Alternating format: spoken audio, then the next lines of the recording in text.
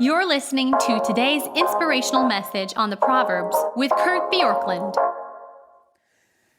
Today we begin Proverbs 16. As I've said a couple times, if you've been listening to these Proverbs kind of quick studies, 5 good minutes, you'll gain more if you read the proverb, the chapter each day, and preferably from a different translation. That will help you enjoy and learn and see what God has for you in this proverb. And as we've gotten deeper and deeper into Proverbs, it's harder and harder to only have 5 themes in each of these weeks. But chapter 16 begins and ends with the same thought. And so it leads me to believe that chapter 16 should really be thought about as about God's sovereignty. And here's why I say this. Verse 1, the plans of the heart belong to a man, but the answer of the tongue is from the Lord. Verse 2, all the ways of a man are pure in his own eyes, but the Lord weighs the spirit. Commit your work to the Lord, and your plans will be established. Verse 9, the heart of man plans his way, but the Lord establishes his steps. Then verse 33, this is the last verse. The lot is cast into the lap, but every decision is from the Lord. And so this is really about the sovereignty or the control of God, this chapter is. And resting in this is one of the things that wise people do.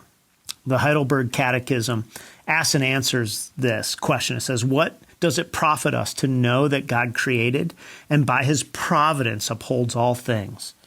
And then it says this, that we may be patient in adversity, thankful in prosperity, and for what is future, have a firm confidence in our God and Father that no creature shall separate us from his love. You know, the most natural thing to do when we face something that's challenging is to make plans based on our wisdom and our experience. These Proverbs don't preclude this, but they warn us against putting too much stock in our own plans, our own ingenuity, our own ability to navigate the world in which we live. And there's really 2 truths that are held in tension here. The first is that God really is sovereign over everything that happens.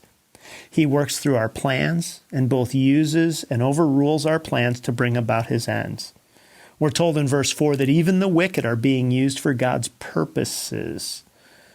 Ultimately, there are no loose ends in God's world. Everything will be put to some use and matched with its proper fate. It does not mean, however, that God is the author of evil. This is Derek Kidner, and he's alluding to James 1, verses 13 to 17, when he says he's not the author of evil. Charles Spurgeon once put it like this, that God holds our future in his hand. The sovereignty of God is a soft pillow on which the weary may lay their heads. And then the second truth is this, and this is that God alone can accurately assess human actions and motives. This is in Proverbs 16:2. Those who are wise ultimately know this.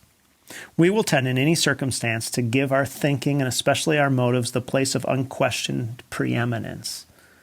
But if only God knows what's real, our plans cannot be certain if they involve other people at all. God knows our motives and what is deep within us. And given these 2 facts, the only wise option is to do what verse 3 says, which is to commit our ways to the Lord and our plans will be established. And the admonition to roll connotes the sense of finality, according to Bruce Waltke.